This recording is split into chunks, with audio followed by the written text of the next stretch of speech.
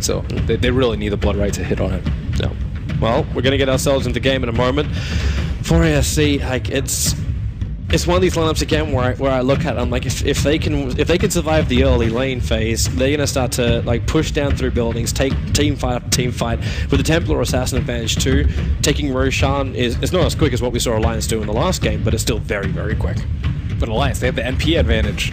One of Bulldog's best heroes, and that they do. I don't know about that Phoenix versus Lesh matchup. That's one that you don't see very often. Lesh solo off lane versus Phoenix, but it seemed like Bulldog didn't win lane as he would have with a different hero.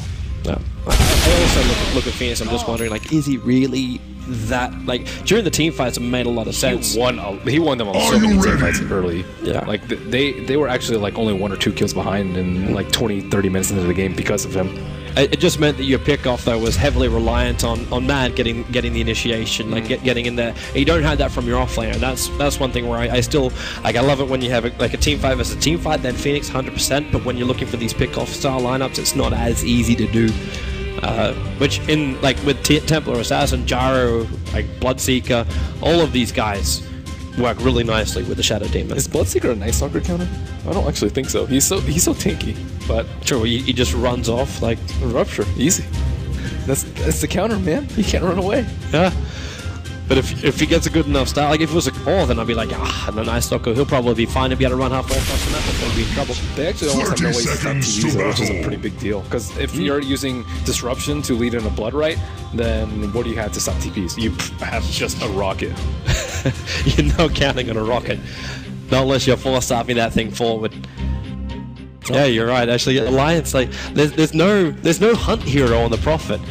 If Prophet plays his cards right, there's almost maybe one of those games for the Blink Maelstrom build to come out for AdmiralBulldog and just play the split push game. Like always keep looking behind themselves and now buy space for Slaughter as well. So it's good to find pickoffs. Their lineup's not. He's there to join the fights. Like Night Stalker got that opportunities for Storm and then he joins. Yeah, this is. I mean, that's what they're really weak against. Shadow Demon, Keeper Light, like just wrap around. So you prefer to see something more like the mech being built on the Nature's Prophet. So when he TPs in, you got that. It's not necessarily the item build. It's more the playstyle. Just look for opportunities. I think kills take higher priority than pushing in this particular one. Their lineup isn't good at pushing. Like Slaughter and Storm, like yeah, they can hit towers, but in terms of compared to like a Last Strike last game or like a mech SF, you can't push out waves nearly as quickly. Interesting position from Trixie coming in behind AdmiralBulldog. So he's going to try to combine him with the compliment. AdmiralBulldog, that Rocket Barrage doing little to no damage. He's got the boots and is able to run away faster. And he has a Treants there. Yep. He had decent positioning, and I don't really know how much he's supported. Like almost all these shots are just flying into the trees. There's also a potential, like, okay, Mad's been pushing around here for a while with the Night Stalker, just looking at Templar Assassin. But I mean, that's pretty much it for Gyrocopter in this lane. He was down to like 200 HP, and he doesn't have boots, so... It's like you almost play him as the Zeus. Like, I come up, I lit off 3 Arc Lightnings, and then I just leave the lane. Yeah. I did my job. But still, it's going to be difficult for him to have a lot of lane control versus the poor man shield Bloodseeker. Already off to 8 CS, not sure how many of those were Treants, but still fantastic, and Bulldog can only do so much in this lane, similar to the last game. Yeah. As also, you can just rotate a hero up there. There's an observer wall that's blocking the pull camp, so there's no way for Alliance to try and throttle the lane, but opening. The Illuminate too early there, but they do get the Rocket Barrage off. Talkies just throw it back, throwing Trixie away from Mad. And again, Alliance trying this Slaughter off lane with a melee support like the NS. I know it originally started as a dual lane though. I think in this game though, he can actually do stuff without the Blink Dagger, which is really, really important. Right, because 4ASC doesn't run at him directly. No, because they have good ways to initiate without his blink stun. Before it was all blink stun, and SD is not strong enough to go in, and they had a fitter to counter initiate. This time they have MP who can wrap around with Sprout. They have the Night Stalker who can slow down with Void and tank for it. And they have the Storm who can jump, so he can just walk around the fight unhindered because there's so many other factors for 4ASC to consider. I'm actually wondering too if Nature's Prophet can even, like, it doesn't even help by coming into that bottom lane. With a buff, the Sprout is even better, but he can't level up Sprout. He put the third point up into Treants. Well, they have long cooldown on the spells. Illuminate and Disruption are really long, so if they want to use that to go in on Slaughter, they can almost always get a return kill, since they'll have to get right on top of them for the Rocket Barrage immediately afterwards. So I think that, yeah, it's definitely worth it. Maybe not offensively, but I think to counter gank, yes. Man, that Keeper Light just keeps blasting his Illumina into the wave every time. I know Hani was talking to us about this at the break as well, where like the Illumina just keeps pushing the creep wave out, so there's no ability to dive onto the towers. But we really worry about that kind of dive when you've got like a Rubik and a Slaughter this time around. Like, you don't have that burst they're smoking combo here. Slaughter into the mid lane. Do they have reveal on Ake? No. Okay, so how... Ake's got nothing really. How are they going to kill TA? I guess they're not going for her. Pike doesn't have it either. Either that or they're assuming that she didn't get meld. Okay, well, they're tired of Keeper Light constantly spamming out their lane. They're coming from behind, but Mad running to the trees. It's going to reveal the fact he's got support over here, but he had no other choice. And now in comes Slaughter with a crossover on Boogie. AdmiralBulldog's going to come and join the fight. And Boogie will be the first man down. Tree's not in a great position, out of mana, out of Rocket Barrage, and blocked with the body so much with the Treants. And that'll be 2 kills going to Alliance. The successful offlane, and Mad living with a beastic of life on that offlane. I mean, nice talk. He has no stats, and look at his HP. 682 HP with 6 armor. He's one of the beefiest heroes in the game, and they almost got a kill on him, but he had a great presence of mind to run to where the his other 2 lane mates were, and of course, Bulldog coming in to clean up after that gank. I'm surprised they didn't flank for Dire's top tower like you're missing the heroes in the lane. You had to know something else was coming to you, but you're so close to the first blood. Maybe it was just too good. Well, TA was also right under her tower, so she's pretty safe. So I mean, I really like that play from the line. So again, against a Keeper Light, you just have to approach like around him and make it so that he can't illuminate you. You take too much damage. If you get hit by level 2 illuminate, that's like 900 magic damage that you're dealing with. That's why we see the build coming out from the Prophet. At least it's the assumption of it. So we've got an Orchid, coming up on the Nature's Prophet. He could still convert it into like a Ring of Basilius, but it's really good for Shadow Demon. And like the Storm can also just go for early Bloodstone instead. And then he goes in on someone, he Orchid the SD, and people are gonna die. And I think the Gyro Axe is gonna be a fairly big liability. He actually went Flat Cannon instead of Homing Missile. Oh, really? So, well, then again, not many players have been going for this homing missile build. Yeah, especially watching China. Like there was nothing in homing missile, even to like level 12, 13. Well, maybe they don't think it's that great versus some of their heroes. Like Storm can zip into it and hit it while invulnerable. Slaughter has a sprint, so by the time he gets hit, he's not going to be in a difficult position to counter. Okay, not wanting to take this fight. I think the sprint just went under cooldown for Loader.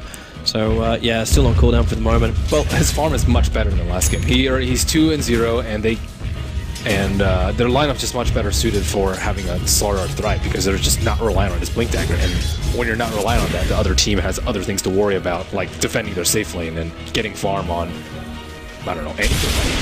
That's not Bloodseeker. I like how Fourier were clicking the tree line off just on the top river so they can see over into the jungle. Try and just get any kind of early notice if Alliance are trying to loop around them. Nice courier. Classic. So it's nighttime now, 4 ASC, playing pretty similarly to the last game. The problem is their heroes can't farm that fast. Like, Bloodseeker is mediocre, TA is okay, but just doesn't have the whoop. Down. Pycat gonna go for Trixie, the Rocket Barrage is there. With the Wrath of Nature, Prophet, the Sprout's gonna be there. He's still in a loop, he had a Tango to get himself out, but it took too long, allowed Pycat to finish the job, especially when he had a Haystream to keep up. Their reach is so much better this game, and again, Slaughter doesn't have to be involved in these fights for them to get kills. Last game, they were just so dependent on bottom tower is fading fast. This game, I mean, they're playing so well. They knew that there were heroes sitting mid behind TA, and on top of that, she's already a difficult kill. If they just kill Trixie with the mobility, with the TP and the haste and the teleportation from Nature's Prophet, Frazy can't get there in time. So they have just much better mobility this game than last game, and playing way better. And with that, but you'd think they'd have a better advantage, but still, Hemphy was considering having a crack at Mad. But I'm still looking at the highest CSs, and TA is leading the charge by a very long way. But TA can't do that much later, right? If she gets amped up, she can't melt dodge anything. They'll have treants to... top lane, are they actually having something? No, sorry, take it back. They have the treants to knock off all the refraction. They have Sprout to keep her in place, and they have Storm to initiate on her. So it's not easy for a Tia to shine in this situation. So basically, she needs a Mana Star and a BKB to be effective in this game. Or just HP or Bloodseeker to get really farmed so she can do some damage. What, just by space creation? Yeah, it should be there in front. So do you then just try and go for the more, like, the YOLO kind of style? Like, you go for the Blink Dagger Desolator build over on the TA and just kill them before they kill you? Is that the better option? I think the safer option is always like phase drum. Middle tower is learning picked that probably recently, but I just don't think she's gonna have. I think she's gonna have issues Radiant's surviving. bottom tower is Speaking under of surviving, you've already lost the Bloodseeker. It was the Wrath of Nature kicking through the mid that let us know. But up on the top lane, Alliance find themselves more kills, 5-0 after 4ASC had such a convincing start in game 1. But I mean, the Nature's Prophet is just really scary to deal with. They like the 3-on-3 gank on bottom. Like you think it's gonna go okay, and then Nature's Prophet comes in. You think you're okay as a gyrocopter farming your safe lane, and then Nature's Prophet comes in, and yeah, you know it's coming, but you still can't play around it that well. Your heroes can't move around that quick. Well, you can't even prepare. You can't prepare for it. Like, you can't have vision of him coming in because he can just TP in the middle of tree line and then take out the tree line and be there, or sprout from the tree. So you won't even see that coming. And welcome to your first use of Rupture. Yeah, and the heroes can't really come out too far of the river, just because of the potential from a tower dive. On top of that, they have really good wards, like the ward to see if anyone's behind Matumba Man. Actually, TP loader all the way back to base now. He did drop pretty low because he had to run out of that blood right. At the same time, 4ASC now try and make the most out of that. But it's also giving space for Mad behind the tower. But I mean, the way 4AC is playing, like, how are they getting Dyer's kills? middle tower is under attack. That completely failed. He's died a couple times. Bloodseeker just used Rupture solo with absolutely no follow-up, and they're scrambling to put any sort of pressure on Alliance. And it's daytime; they need to put pressure. Well, Pycat's going to be the first one to do it. He got the vision over on Boogie by throwing down that remnant, and they want to jump over on the Tumbleman. It's still daytime, so it's not the greatest time for Matt to be fighting. Luna forcing him back to the Wrath of Nature, pick up by RK. She's stunning up the Temple Assassin, so we can't follow it straight away, and RK cannot TP at the time. The 5 heroes from 4AFC end up on this top lane. Alliance is just going to let it go, and in fact they're already pushing down bottom lane. Its foundation. Dyer's they top tower is under attack. At least put themselves on the board. Dyer's structures are fortified. Let Alliance the know trees. that, Radiant's they're bottom tower is under attack. There is no Dyer's top tower is under attack. Dyer's top tower has been lost to it's fine, Radiant's but bottom tower is so you send a message to Alliance. Radiant Don't really care about the fortified. message. You're farming on the mid lane over on a Slaughter who's about to hit the Blink Dagger. So we're not sitting here forever waiting on that timing for the Blink Dagger Slaughter. While AdmiralBulldog is having the time of his life on bottom. He's already halfway to finishing up the full Orchid, and he's already adding a lot of pressure to the tower. In fact, gets the last hit in the tower, which I'm fairly certain now makes him 2/3 of the way away from finishing up. He was TP in the front, throws the Sprout to get the vision. He's got support coming in from Mad. He's actually coming in on the Keeper of the Light at the moment from behind. Actually having an invis rune too. Scouts out Matumberman. At least you'll see Varlic behind the trees. Dyer's middle tower is under attack. But there's no Wrath of Nature, there's no real help for Matt to get this kill. And he knows it. Like, you might be able to harass him. Well, they know that. They know that the Bloodseeker's not around anymore, so... Yeah, they're TPing in the Slaughter. Oh, the nice blocks, Pycat. He needs to slow him down a little bit further. But he knows it because Slaughter ran straight past the creep wave. So now in comes Matumba Man, slowing down Matt, and Varlix, he's so low. Like one TP in for Profit. You see Bulldog, he's hunting for the kill. Matt's got TP out, and Bulldog, he actually sprouts the wrong area. Same time Boogie's walking down, amplification on him, they'll disrupt him up. Boogie does not want to stick here. 2 attacks from Bulldog and he'll find the kill. And now he's realizing Varlix in the tree line, takes out one, doesn't turn around for Boogie, however, realizes he's dead. So I suppose makes the best of a bad situation, but potentially could have made that a twofer. Is Storm stealing the stack? I think Storm's stealing the kill. He jumps in for the SD, and the Tumbleman can't stop him. Pycat will TP out to safety. I expected them to TP him earlier, because he has the reach that they need, and if he bypasses the creep wave, they react too lately. But with Slaughter there, they were able to get in a pretty good position next to the T2. Nice dodges by the Keeper of Light to not die early. think Arke was almost hoping that the TA would actually jump for him then. I say jump, just dive underneath the tower. So Slaughter's Blink Dagger so much better than last game. About 10 minutes earlier with 12 minutes. See TA doing some stacks, but it's nighttime.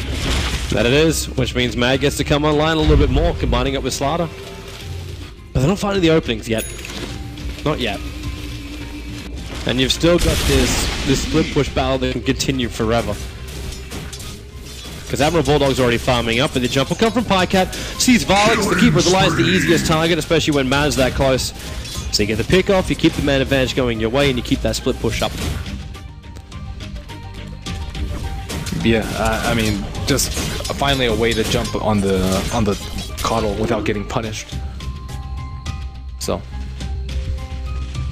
well, TA's getting farm, but can she actually transition that into much? She's going for the Death Slider. She's going for the all-out kills. But this is still heavily reliant on the rest of her team finding the openings. Yeah. And without a Blink Dagger, I think like initiation it still keeps coming back down to that. And they have a lot of armor. Like Night Stalker and Storm are notoriously high armored heroes.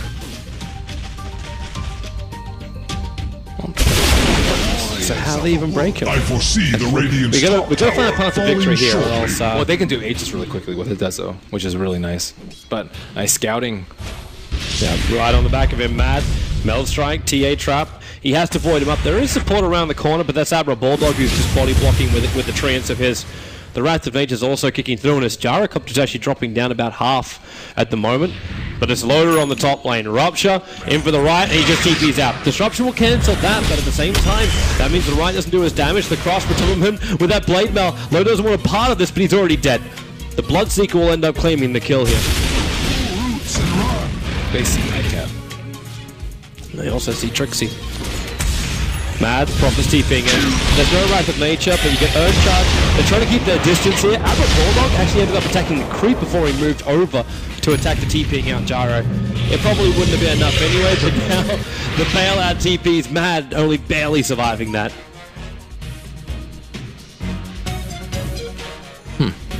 Alliance misfiring on a lot of ganks here. Slaughter needs to be able to just go in and blink on people so that they can't TP out. And Night Stalker is... They still have Radiant's middle tower get a is couple of kills here and there. losing its Also, that ward in foundation. the middle just prevents Coddle or anyone else from dying from that jump. Still keep my eyes on that TA, man. That Desolator's almost done. And the Bloodseeker's already proven he can do a lot of damage. That's if Alliance want to stay within that Blood Right. But now Alliance actually going to group up. This is a smoke move, it is. And they're coming into the Radiant jungle. Managed to one of the front lines, but they find the Templar. That's the biggest kill they can possibly get right now next to the Templar Assassin. And they're going to look for two. So moving down to Booty, allowing the Templar to be controlled up by Arke. And Rowan left the Blood Right, but Arke, Loader will survive it until Trixie comes with the Rocket Barrage. The Illuminate to help out the Templar Assassin. Taking out AdmiralBulldog. A big kill for him, especially if he can back it up with the kill on AdmiralBulldog. They keep running out here. The Blinding Light, the recalls, whatever they've got, they can push him back out of here as he goes into the tree line.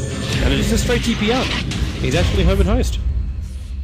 Alliance, they didn't have the best coordination there. They really needed the Orchid on the SD before the disruption came out.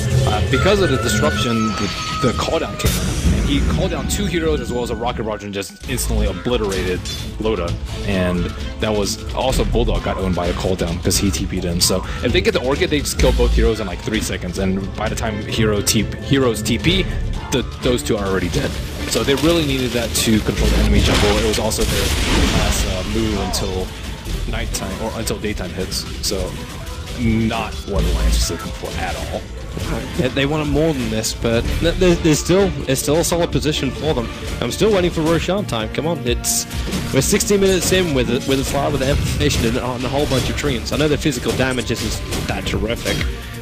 Well, they have to get Dyer's rid of bottom that tower first, is under so, attack. I mean, it's going to It may be yet very stand. delayed in how they want to take it. They have to go there, then sentry it. They have to, you know, push out the lanes, and then Yeah, do you even wait go for against? nighttime. Do you actually go against it at all?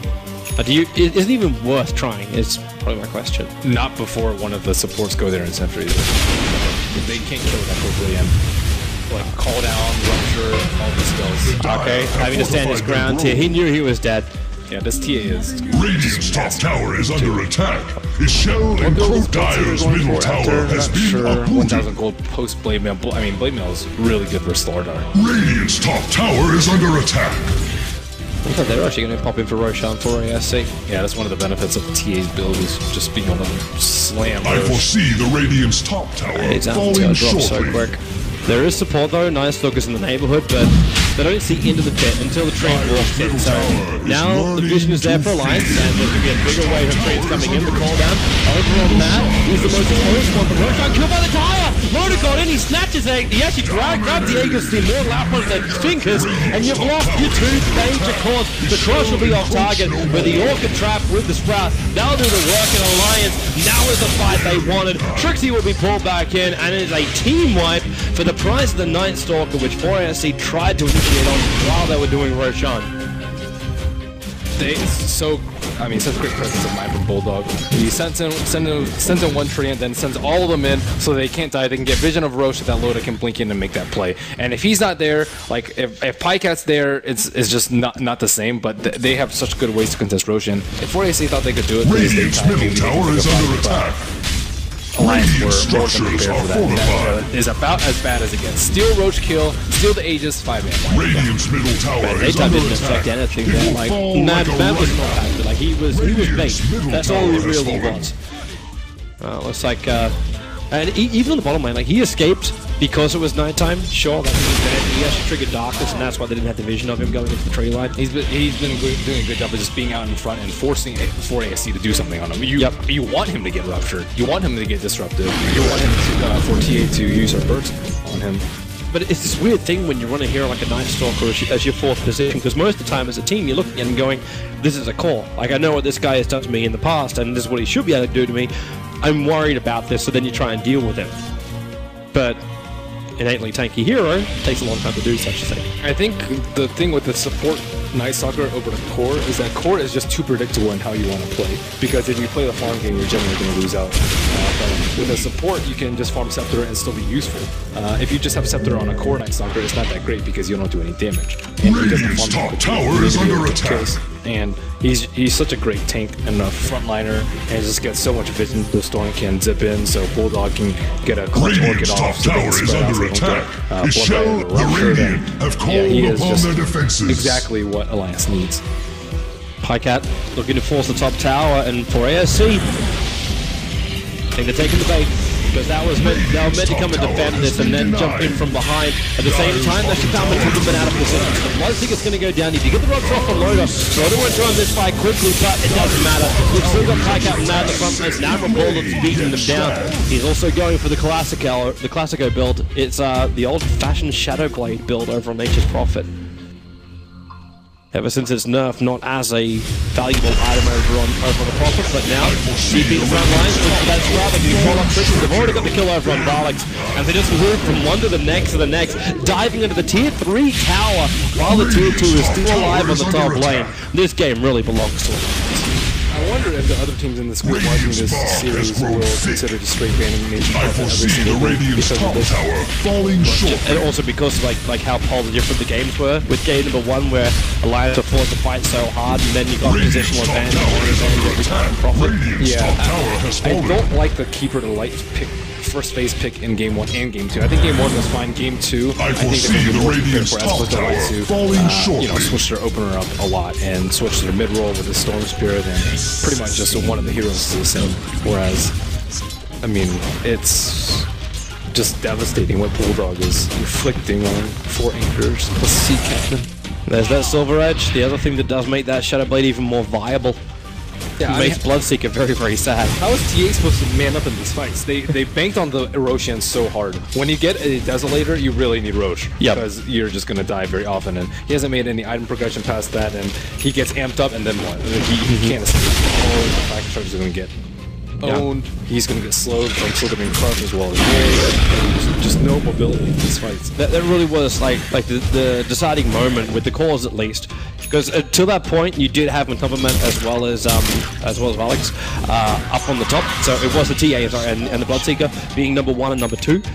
And it was still debatable who would be able to come up behind them. And then Pycat just gets this huge injection of gold as well as experience, and now he's sitting at #1 on the net worth. And AdmiralBulldog just lapping it all up on the side. And on top of that, low, that's BKB. And so this is about the time that he had just a Blink Dagger last game. This game he has BKB on top. And look at Storm's farm too. My 12 Bloodstone charges, and now looking towards his own Scythe of Vice, going directly for the disable. Because there's no BKB on the Templar Assassin, so hey, why not? She'll never do any damage. She actually brought a Blink Dagger instead. So I think 4SC also realized that they need to just basically pop an Alliance hero straight away. It's the only way that's going to work. How can they? They don't have vision. Night Stalker with, you know, 4 out of 8 minutes, he's going to own you with nighttime vision, and then you have darkness whenever you want it. So they need to be able to jump on it, but let's say he gets jumped by Slaughter, the Blink Dagger is useless. So that's... Well, our power went on and off in here, but I think we're okay. Yep, we're back up again. But yeah, so... Yeah, you are right. Like he can't kill off anybody, and the fact that Storm Spirit also finished up a Shiva's Guard, so you've got even more armor. We're not going for that Scythe of Vice style build. It's really useful for games, but it's not useful for big fights.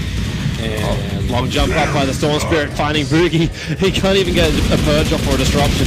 There's a haste rune as well over on Pycat, hence he's searching for the secondary kill, if it's possible. AdmiralBulldog getting a bit of vision over on Trixie, into the corner, and Trixie coming back out again. Blink, crush, they do have everything else to throw at him, but really, they don't need to throw everything at him. Maybe Mad? Nope, even that's going to be denied as he TPs away. So you get 2 quick kills. Oh, now they have Shiva's vision. Shiva's has been a lot more popular on the Storm Spirit recently because of the nerf from the last patch. And you just zip in with the Shivas, and you just get full vision, and you can make the rank plays as a result. Right, so do Alliance just push for victory now? Do they look at the tier 2 tower and just think about high ground? Nah, they have way better control of the map. They can take it any way they want. So just keep farming and wait for next Roshan and then go? Yeah, keep farming, look for good fights. They have better reach, and at Mad Dice it's not a big deal. And they have to be prepared for this, which is happening. So you lose your support, nice. Okay, AdmiralBulldog, he brings Dust. It's like, okay, goes directly in from the top of him. The Orchid's over on the top of him too, so he can't really help out. The Blade Mail thing is they can't instantly pick him up, but then the Shiva's Guard goes to work. There is a quick blood right, but AdmiralBulldog sends ground on Arcade. Okay, he may still sound like traps, but they pick up Nemphy, throw him back down again. They typically are looking for some level of reveal. The Sprout, the Revenants, they'll take care of the rest, and in fact, he's going to one charge up the cooldown, arriving in from Tricky, battling up against AdmiralBulldog, and well, he's in trouble until all of a sudden, Silver Red. He'll survive for the moment. Pycat, Fate Bolt from Arcade, actually slowing down that damage, or at least reducing the damage into Pycat, sacrifices himself for it, and Pycat's got enough for one last jump if the attack does come in. Slaughter, well, he ends up killing off people the light in the meantime on a different lane. The Pycat, you know, his mana, he doesn't really have a hell of a lot. With the Shiva's Guard, he can slow down Trixie, and AdmiralBulldog's already back in the fight, and that's what it's all about. Silver Race to attack in, so it's going to be broken on one. Trixie will end up going down, Pycat remaining alive, and they see Nemphy in the trees. Trigger off the Dust this time around, he'll blink away, and they kept vision of him for just a moment. Now with the Revenant up, and the Sprout, and the Traps, every bit of vision they've got thrown into the tree line. So TA will finally drop an Alliance, extending that league now 26-9. The only reason that fight went like kind of bad for Alliance is because they didn't have reveal the first time. Once they actually have revealed, the TA is just dead meat, and that's without the Slaughter in the fight for the amp. So, I mean, Alliance are just mega farmed at this point. I like the old school build from Bulldog. He switches it up very often, and he knows what's best for every scenario. Yeah. Well, you said it before, like the Orchid was the perfect timing, and now he's just able to break both the Bloodseeker as well as the Templar Assassin. It's that Silver Edge. It's almost like the perfect item for the offlaner who's just trying to survive and push as well, if you do get forced in that position. Because then you've got survivability with the Sanj, you've got potential maim, and you've got the ability to go invis. So it makes up for the long cooldown time on it. It's a good item pickup for sure. And the main, such a satisfying sound. Just the sound, not the effect. The effect is secondary to the sound. Come on, let's be real here. Well, Dota is a very audible game, with all the wonderful character lines as well. There needs to be a new sound added in for Nature's Prophet every time he gets the main with the Silver Edge. Oh, Roach is up. they see it with a treant and you can proceed into it. It's kind of funny too. Like JK. Like, it's kind of funny. It's kind of funny with this lineup for Alliance. I mean, sorry, for the side they're on. 4ASC willingly gave Alliance Dire Sight. Like at the start of this game, the big part of 4ASC wanted Radiant, and Alliance get to have Dire. And they do this when you then have like the Slaughter game, and you go Nature's Prophet. It's not that difficult for them to do it.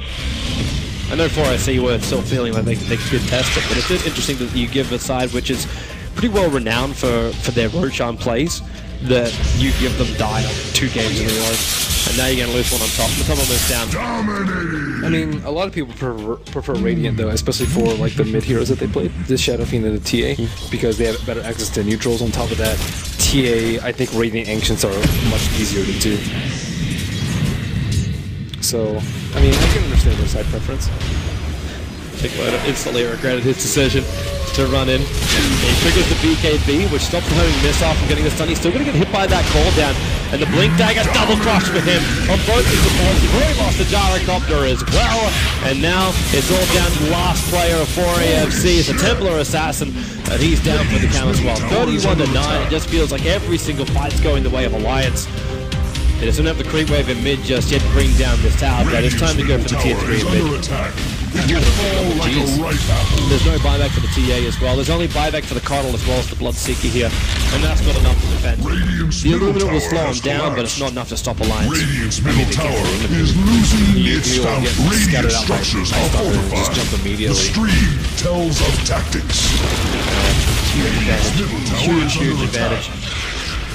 I think the impact on Bulldog is very confident in this game. You know, it's completely different from last game, where he went in, he got like a solo kill with his egg, but that was pretty much it in the early game. Whereas in this game, he dominated top skill and put them at the top. Last game, they had huge issues on towers. The disruption's keeping him alive for now, but the Prowl was holding him there. Pycat jumped in, but they're battling up against the Blade Meld to start with. And then ended up getting weighted out by the SD disruption of all things. So they pull out and then they go back in again. The first hit bash from Loda. He really has been having such a great time on this Slaughter. And Trixie, he'll hit the next one. Keep it alive, will fight back. There's an absolute massacre here in the middle lane. Alliance is just tearing apart the mid-ranks, as well as the 4ASC lineup. You can have your buybacks, but Alliance, they can just retreat. They just took mid-ranks, and already Bulldog is going directly into Roshan. He doesn't care if TA can watch every single move. Let her watch. Radiant's bottom tower is under attack. Interesting There is little it can do. Easy road for them. And that's when they actually just choose their sides. It's not just the overall, but that's when they get to choose. Interesting. Better for Radiant, but either way, Desolator now over on AdmiralBulldog. He wants to end this. You get your negative armor, he can actually solo push down lanes now. He'll just carve apart the buildings. Radiant's bottom tower is under the Assault attack. Cuirass is done for Loda. You get a casual Void Stone flying in for Pycat. That's going for his Scythe of Vice, which is actually also completed. He'll have to spend his buyback money for it, but he can get it. Fast. Man, they're just looking so strong. The Bloodseeker didn't really pan out for them at all. I thought it was going to be a lot better for them. Yeah, same. When he did when he had the 2 heroes on bottom lane, you could see his damage potential. It's like 4ASC never got a chance to use that. Like the combo wasn't there. You're drafting something which is great for teamfight, great for pickoff, and you're never getting the chance because things like this happen. You get picked off, you're not the ones who are calling the shots, and Alliance don't care. They're just going right under tier 3 towers. They know they can push the issue. Pycat's still with a damn Aegis the Immortal and 22 Bloodstone charges. It's an instant respawn, so he knows he can just turn, fight. Man, looked like he was TPing out as a bait, but now Matubberman, they've lost everything, and I think that's actually the game right there, because you're going to lose your bottom racks, you're going to buy back by the Templar Assassin. You're not playing for any, we don't have a time limit on any of these games for the international qualifiers. You know, 4AOC, they're fighting to the end. What is the tiebreaker? It's just you basically play best of 1, I believe. But it's only if you draw up. But with the way the group stage with the points works, it's actually quite difficult to get a tie. They were too late to save Which was the reason why it's designed this way, probably. But there's 2 sets of practice for Alliance. Radiant's middle tower is under attack. I just don't. There's just no more joy for me. You get a Vladimir's offering now being able to be picked up from the Radiant Stalker from the Night Stalker if you can get close enough for it. mean, that's going to fly out the courier. All right. But Alliance just, like, they can't be stopped. There really is no way they can be stopped here. I've already got one last play, like one last thing. One Seeker's now spawned up. This is it. Like, if it doesn't work now, it's never going to work. The Cross catching out too. Trixie as well as Violence. With Bloodline actually a double because Rubik ends up stealing down one. And 3 heroes down. Alliance don't lose anything. But Tolerman's on the run. A Sprout keeps the vision up on him. They've lost 4. They're about to lose 5. Templar Assassin being dragged unwillingly away from her own base. And even the Storm Spirit's got himself a Desolator just because it's cheap stuff that does the damage. Good game, man. Good game. Fantastic overall performance by Alliance. Mike at 15 kills, 13 assists, 0 deaths, 29 charges, about as far as Storm Spirit can be at this stage of the game. This is so different to our first game. Like plus 40k advantage at the end of the match. It's quick and it's brutal. And can't GG because of time rating. There is no time rating, Trixie! Oh man. Good game. Good game. Boys, thoughts? Hi. How are we doing, gentlemen? So, yeah, that game, a lot more tenacious from Alliance. But the one thing we have to remember to take away from all this is, leaving on that kind of note, it's not like Alliance just stomped through 4 anchors. With that point system, they both only get to walk away with the 1 point. So they're technically on par, while other teams, like simultaneously we had Burton United,